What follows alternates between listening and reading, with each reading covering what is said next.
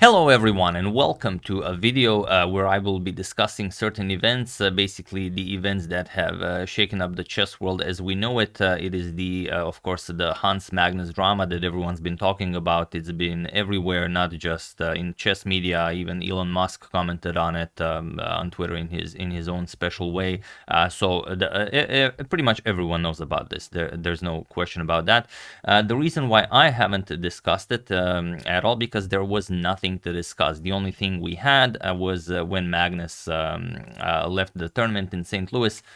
He just posted one tweet. I'm sure you guys have seen it, but in case you are just learning about this is Magnus's tweet. Let me just bring that up. So what Magnus says is, "I have withdrawn from the tournament. I've always enjoyed playing in the St. Louis Chess Club and hope to be back in the future." And he posted a clip of Jose Mourinho saying that if I speak, I'm in big trouble. Now, I do not follow football. I did not know what this means, so I had to brush up on my football knowledge. But now that I know, what's it about, it does have certain implications on the chess world as well. Now, after that event, Magnus did not speak about this at all to anyone that we know of course. And here he faced Hans again. He faced him in round 6 of the Julius Baer Generation Cup, and Magnus just resigned the game without even playing. He did play one move. He played knight to f6, but we're gonna discuss that a little bit later. So now what we know for a fact that after the tournament that Magnus won convincingly, the Julius Baer Generation Cup preliminaries, Kaya, one of the hosts of the show of the Champions Chess Tour, asked Magnus some very, very difficult questions that people usually don't ask at such point blank. So kudos for that.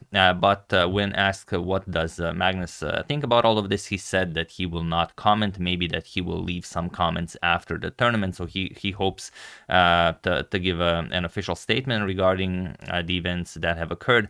But he did say at one point, and I'm quoting Magnus on this, he says, "I'm very impressed by Hans Niemann's play, and I think him and his mentor Max Lugi must be doing a great job." Now, of course, if you are new to chess and you don't know much about what's been happening outside of the main events, this doesn't mean all that much to you. However, Hans has been studying under Max Lugi, or rather he was a member of his academy. He does run the Chess Max Academy.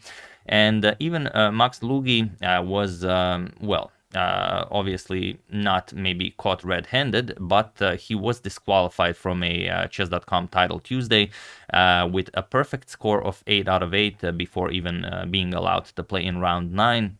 And I believe he hasn't logged into chess.com ever since. I've read up somewhere that he did log in once, but maybe in 2020. But regardless of that, he did win 2 title Tuesdays before being disqualified in this event, also with a perfect score of 8 out of 8, and then I believe losing the final game.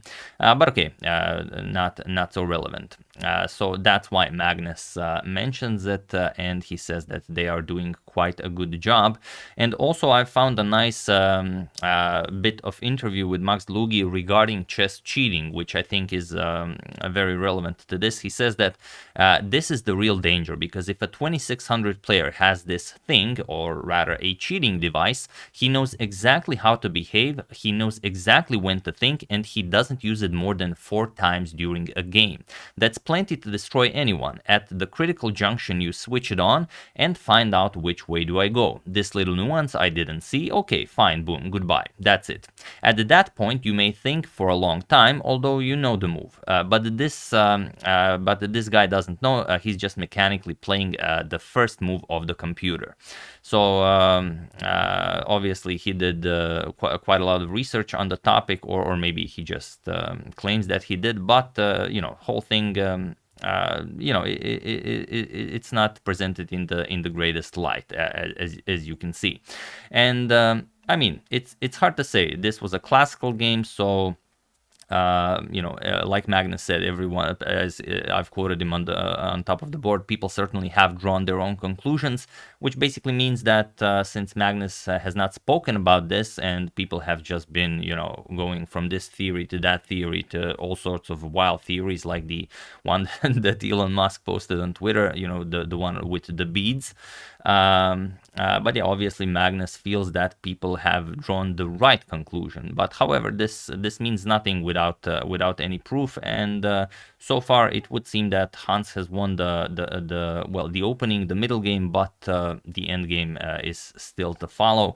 And everyone, of course, is very much interested in what Magnus has in store for the end game of this incredible clash that has shaken the core of the chess world. And yeah, that's pretty much it. Not more can be said about this, as no more information was revealed. Like I said, Magnus said that he hopes to say a little bit more after the tournaments, and on a general basis, he thinks that cheaters in the future should not be taken lightly, either online or over the board. Now, that's pretty much it. That's what he said. I will put the entire interview with Kaya in the description below. Will be the first thing you will see. It's some 8 minutes, so if you have 8 minutes of time, do check it out, as there you will hear Magnus say that. But what I found interesting was not that Magnus resigned the game against Hans during this tournament. I believe it was round 6. Everyone was very much looking forward to it. But how he resigned it. Hans played the d4, Hans played d4, Magnus played knight to f6, so he did not just resign. He played a move, knight f6, and then Hans played c4, and then Magnus resigned the game. So why play knight f6? Why play a move without even... why don't you just resign? So I guess it could be meaningless. It could be, just Magnus being weird. But it could also be a message. Could also be, what is knight to f6? What is sf6? Is it some sort of a hidden message? Is Magnus hinting at something? I'm not much of a detective myself, but if you guys have any ideas, do share in the comments. Could be a very important message. Could be some sort of a secret code. I don't know. Why play a move if your plan is to just resign? So yeah, that's basically it. Nothing more that we know of. We'll have to wait until the end of the main event of the Julius Baer Generation Cup, and then Magnus will most likely speak up, or maybe he will not. But what's interesting is that Hans and Magnus are on the different sides of the bracket. So the only way for Magnus and Hans to meet in the finals is to meet in the finals. So that's the only way it will happen. And what's interesting is that will Magnus play Hans in the finals, or will he just go to the finals and just resign without playing a move, or playing a silly move like knight to f6? So we'll have to wait and see. The next few days will again be filled with speculation and accusations and whatnot, but I suggest we just enjoy the games, and what will happen will happen. I'm sure Magnus has some sort of an end game in store where he will say more, but until then I really suggest we just enjoy the games, like for example the one Hans played against Levon. It was a brilliant masterpiece. Definitely a game to show everyone, and they will say like, wow, what a game. So yeah, that's the game, and a little bit of info regarding this whole incident. I haven't spoken about it ever since it happened, since there was nothing to talk about. You could only make certain assumptions. But now that Magnus himself has given an interview, I decided to also cover it. So yeah, there you have it. Hope you guys were well informed on this. If you have anything more to add, like I said, feel free to add in the comment section. And also, many people have many different theories. Maybe we can crack this knight f6 code. It's truly, it really boggles the mind.